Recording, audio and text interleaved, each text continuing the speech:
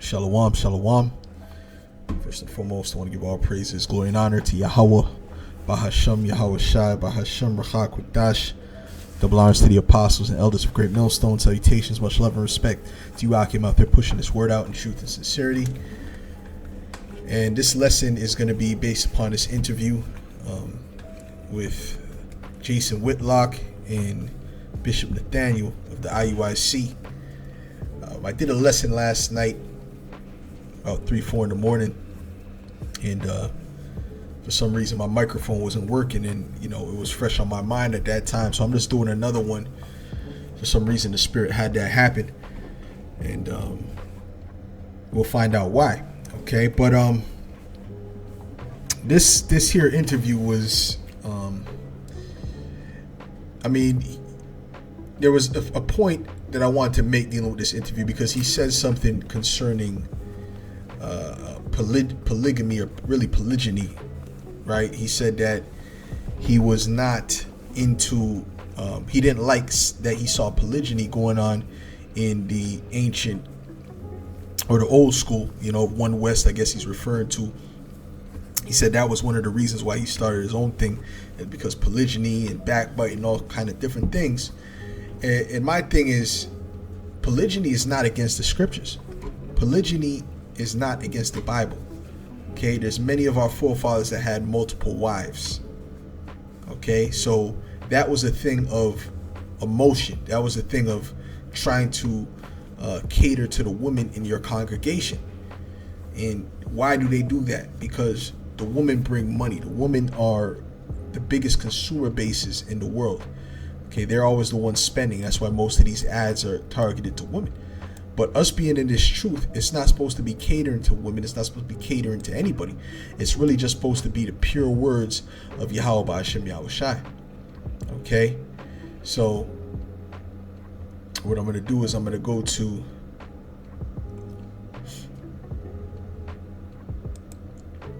Isaiah, the 30th chapter, and I'll start at verse 8. It says, "Now go write it before them in a table, and note it in a book, that it may be for the time to come, forever and ever, that this is a rebellious people, lying children that will not hear the law of Yahweh." You see, that's part of the law. To have another wife, that's part of the law. Okay, to Deuteronomy 20, the 22nd chapter, the law on how to deal with grape, if it were to happen, is in the Bible. But they get all emotional and they throw away the scriptures, because really they take out the scriptures what they like, what they like, what jives with their emotions. Okay, it says, "Which say to the seers, see not, and to the prophets, prophesy not, unto us right things, speak unto us smooth things, prophesy deceit." So they want to hear smooth things. They want to hear things that are good to them. It says, "Get you out of the way, turn aside out of the path, cause the Holy One of Israel to cease from before us." Right, and that's just like the individual who came to the individual, I believe he owns Comedy Hype. He asked him a question saying, "I don't want to be woke and broke, and can I still focus on making money and being in truth?" And Nathaniel gave him the how would you say this, the smooth version, right? He didn't tell him the bitter. He gave him the sweet part of it. Oh yeah, man, got to work to eat, but what about the fact that when you come into this truth, you're gonna suffer? Okay, that with wisdom, suffering. How does that scripture go? I believe the more wisdom you have, the more grief is added unto you. Roughly paraphrasing. Okay, and the fact in Sirach, the 2nd chapter, it says, "When you come to serve the Lord, prepare thy soul for temptation." So things are going to get rocky. You're not going to just expect to be in the same position and everything's just going to be the same when you come into this truth. Okay, you can lose your money, you lose particular deals that you were going to make, lose your family, okay, your wife, your children, whatever the case may be. This is part of the walk of being a man of the Lord. All right. And if you're not willing to lose those things for Yahweh B'Shem Yahushai, if needs be, nobody wants to do that. But if you're not willing to do that for Yahweh B'Shem Yahushai, then guess what? The Lord said you're not worthy of him. Okay. This is the word for smooth. Okay. It's halakha.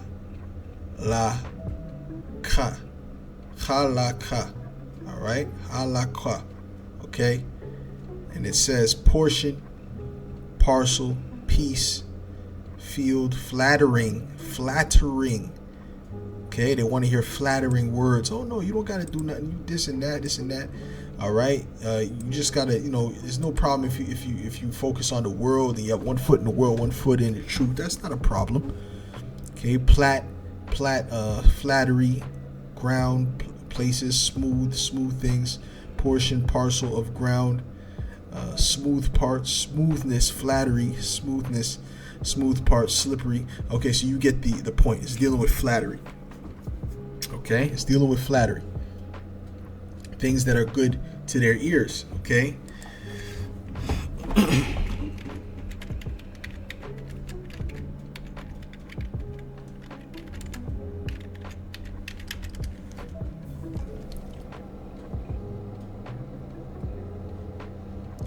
This is 2 Timothy 4, and I'll start at verse 1.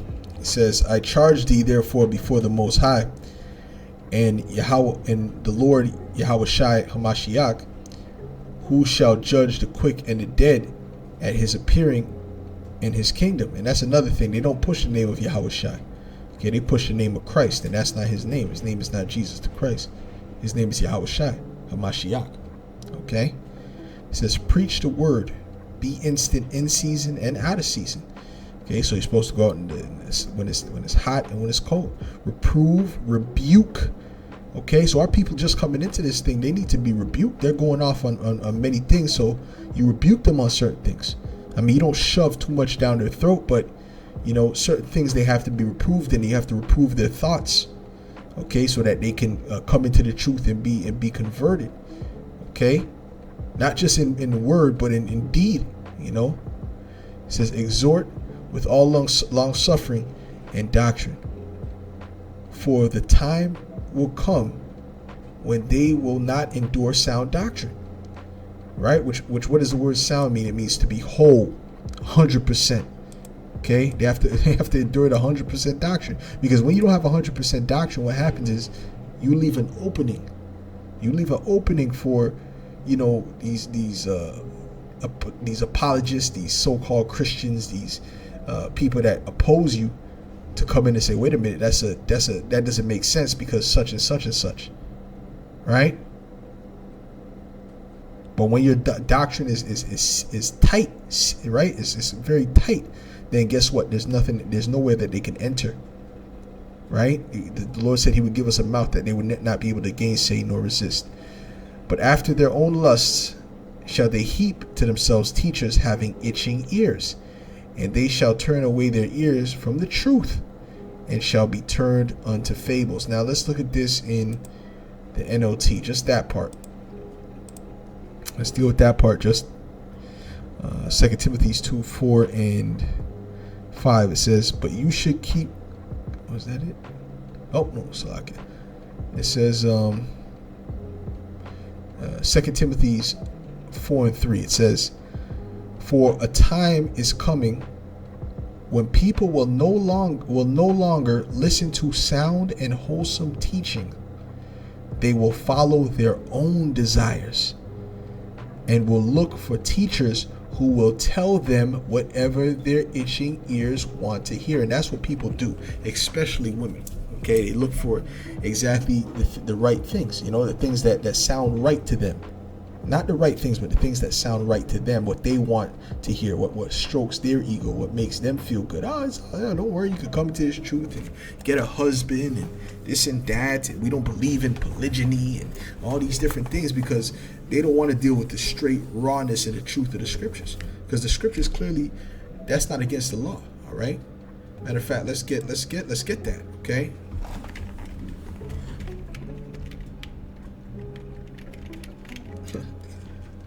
Let's get that.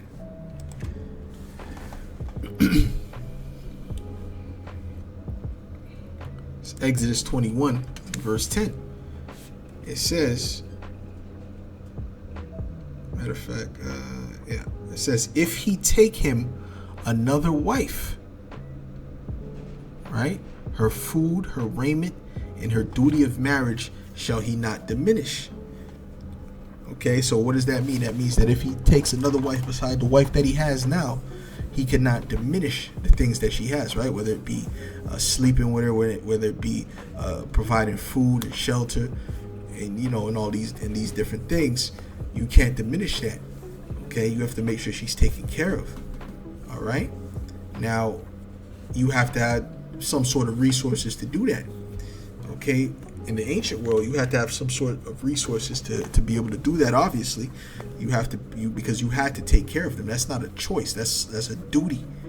Okay. Even now, you get a woman. You take care of her.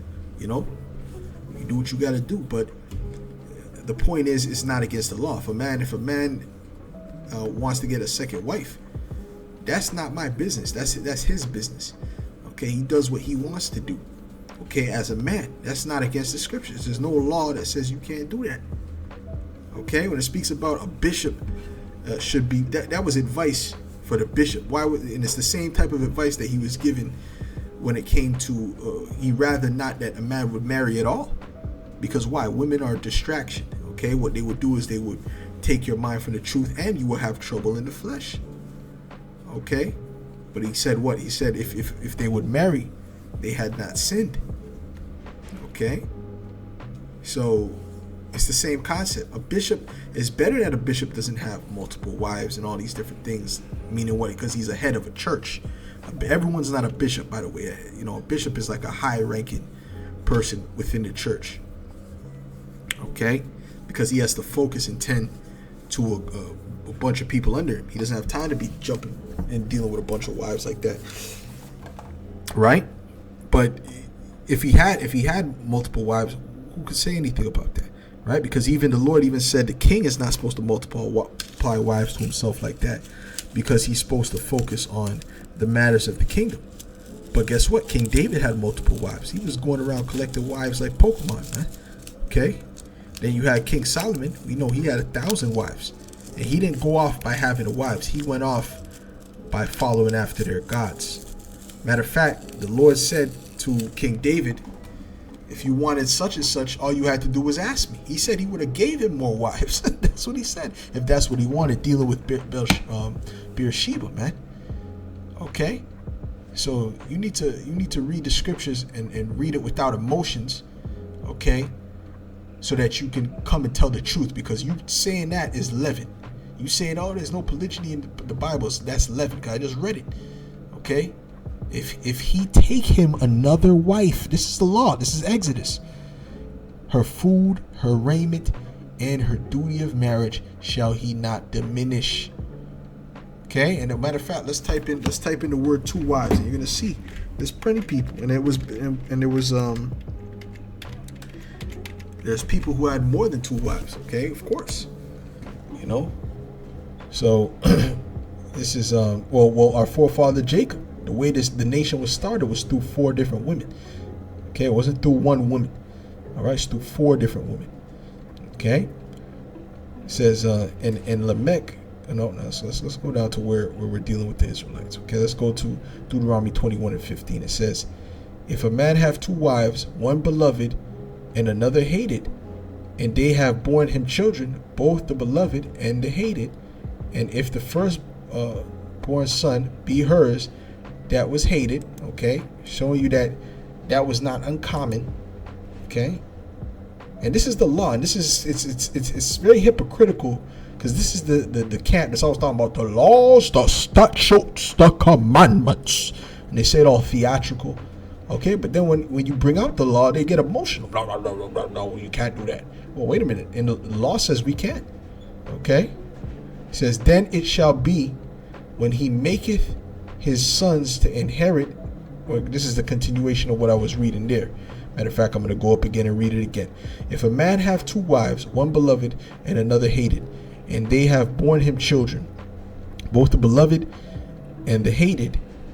And if the firstborn son be hers that was hated, then it shall be, when he maketh his sons to inherit that which he hath, that he may not make the son of the beloved firstborn before the son of the hated, which is indeed the firstborn. Right? So you can't just take the inheritance and give it to the wife. The wife is the son that you have with the wife that you like the most. And no, that's out of order. Okay, the Lord set it up that the firstborn son gets the largest inheritance.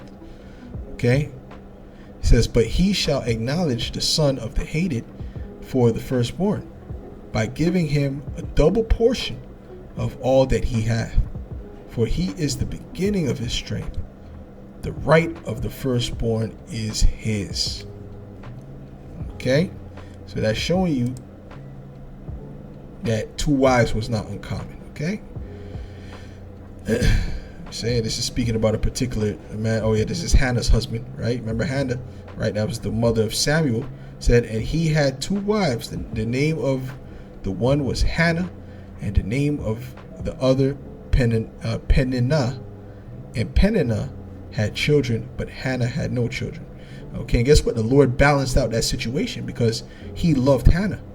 Okay, but he allowed that other woman. See, showing you the Lord is in control of all these things. See, a lot of the thing is that they don't have faith. So they think the Lord's just going to lead them out to dry. But if you believe in the Lord's going to set up the situation with you and your husband to be a decent situation, man. You know, if you were to pray to him and all these different things, but they don't do that. They just do whatever their emotions tell them to do, which always gets them in a very bad situation. Okay, because the same thing happened with Leah and Rachel, right? He loved Rachel. Okay, Jacob really loved Rachel, but the Lord, the Heavenly Father, gave Leah an abundance of children, he gave Leah an abundance of children while Rachel was barren, to the point she was going crazy. Okay, you see what I'm saying? But eventually the Lord gave her children, but he did that to balance out the situation. Okay, and that's where you get Yehowadah, because Leah was so happy that he was blessing her with all these children that she named him, thank you, Yahweh, Yehowadah. Okay. All right.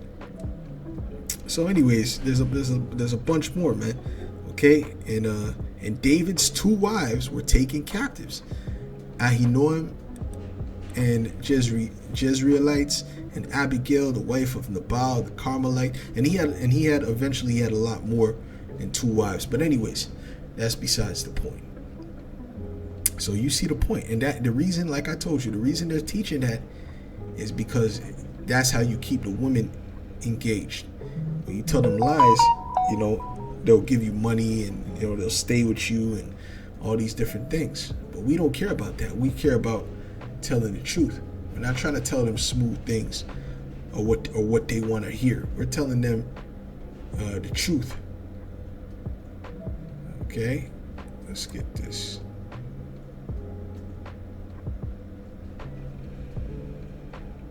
This is Galatians 1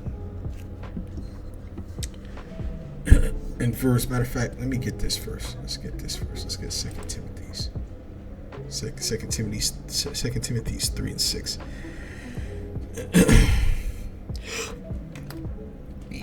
I'll start at verse 1. It says, this know also, that in the last days perilous times shall come, for men shall be lovers of themselves, of their own selves, covetous, boasters, proud, blasphemers, disobedient to parents, unthankful, unholy. And when you look at Nathaniel, being honest, he has a very proud aura about him. Even there, he was trying to make himself look so good, and he's always so concerned with his image, man. The thing is this, and I'm not saying in a standpoint of not combing your hair and looking presentable. I'm not even speaking about that. I'm speaking about trying to actually look good to these people that the Lord said that you're going to be hated by most of them. When you come into the truth, it's impossible to look good. All right? Did the Lord look good? The Lord was perfect. The Lord didn't do anything to anyone. Okay? He didn't even sin. But guess what? He was still crucified. He was still spat on. All right. And he said, if they hated me, they shall hate you also, man. Okay. Without natural affection, truce breakers, false accusers, incontinent, fierce, despisers of those that are good, traitors, heady, high-minded, lovers of pleasures more than lovers of the Most High, having a form of godliness, but denying the power thereof. They don't even use the name of Yahweh and Yahushai, which is the foundation of this truth. From such turn away. For of this sort are they which creep into houses and lead captive silly women, laden with sins, led away with diverse lusts. So what is that telling you? That's telling you them false prophets, they get a lot of women in their congregation, ever learning and never able to come to the knowledge of the truth. I don't know how it is now, but when I checked yesterday, it was nothing but pure women from the IUIC commenting on the comment boards, because their congregation is full of women. And I'll tell you right now, that's a negative sign of that's a sign that a place doesn't have the truth, because women don't deal with the truth. Well, Kevin Samuels proved that. He tried to tell them the truth. And how did they receive that? They were celebrating his death. Okay, they look at Afia Israel. Okay, this was refreshing. This is a woman. Maya Watson, woman. Courtney B, woman. Thanks, Jason. This was great. Okay, tab 20. All right. Abdiel, right? But even when I came yesterday, there wasn't even these three men. That wasn't even there. It was all the way down. Was pretty much women. Okay, Elkanah, Jasmine, Tamiko. That's a woman too. All right. Then you got Yosef. Then you got Terrence. Then you got Keziah, woman. Princess Amaya. Okay, you can go down, man. You see, it's mostly women. Elizabeth. Okay, Ariel, Abigail's. Queen Me, blah blah blah blah blah. But why? Why is there so much women? And why is on Great Millstone there's only a few sisters that listen? Because those are the few sisters that are in the spirit. Okay, that are in the spirit and not, are not led away by their diverse lusts when it comes to doctrine. They see who the true men of the Lord are, and they don't care how harsh it comes off. They're listening. Well, those are. Some of the women that you see are, women that follow the Yahushai. Okay, because there are going to be women that are going to be delivered. Okay, but a telltale sign that a camp is not right, or a camp is not right. Okay, and not teaching the correct doctrine, is the congregation is full of women. Look at a GOCC; they're completely bugged out, teaching about mermaids and all these and all kind of mad, and they got the most women. Okay, all right, that's just a sign right there, right? Okay, even the ISUPK as rugged and rough around the edges as those guys are, right? They still got women because they teach false doctrine. They still got a bunch of women following. Okay, listen. That's the attraction towards the false doctrine. All right, and you know what? That leads to riches. That leads to money. Okay. All right, you have to see the connection, man. This is Jeremiah 5:26. It says, "For among my people are found wicked men. They lay wait as he that setteth snares. They set a trap, they catch men. As a cage is full of birds, so are their houses full of deceit.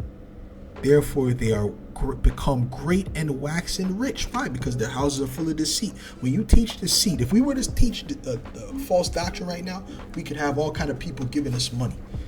Right now, okay, we barely get anybody giving us any bread. All right, even though we got a bunch of people that wholeheartedly believe in the truth. Okay, you see what I'm saying? And by the way, if a dude is in the spirit of you get, he asks you for money, and then you give him money, and then he's ungrateful. Well, clearly that guy's not right in the spirit. I don't care what he has under his name. Okay. Whether it says GMS or not, if a guy's acting like that, he's not in the spirit. Okay, you should be thankful for whatever you get. I'm just saying, it's not a guy in GMS. It's another character that I heard somebody speaking about that said that. Okay, what was it? Yahweh the Maccabees. All right, so just so you to be aware, this is the report that I'm hearing. Okay, so he's asking for money, and they were giving him money, and people being ungrateful or whatever. He's not part of Great Millstone. But I'm just saying, if somebody's ungrateful and you're giving them bread, that's a negative sign right there. It's a false flag. Okay. If people listen, I remember the guy came up the other day and he just, he said bless you, and he gave us a pack of cookies, which I wasn't planning on eating that anyway, but I said bless you because it was the gesture that counted. It was the thought that counted. Okay? Anyways, Salakia, I went on another page, but let me read this again. It says, as a cage is full of birds, so are their houses full of deceit. Therefore, they are become great and waxen rich. They are waxen fat, they shine. Yea, they overpass the deeds of the wicked. Oh yeah, and some of the things we're hearing, man, there's whispers, man. There's people saying things that you set up brothers to lose their jobs and businesses. That's something the devil would do. Okay, certainly you people in this group we're speaking about right now. Okay, some people came out and said that they used to be part of you, and that's wicked as all hell. If that's true, hey, you got to answer for that, man. That's wicked as all hell, man.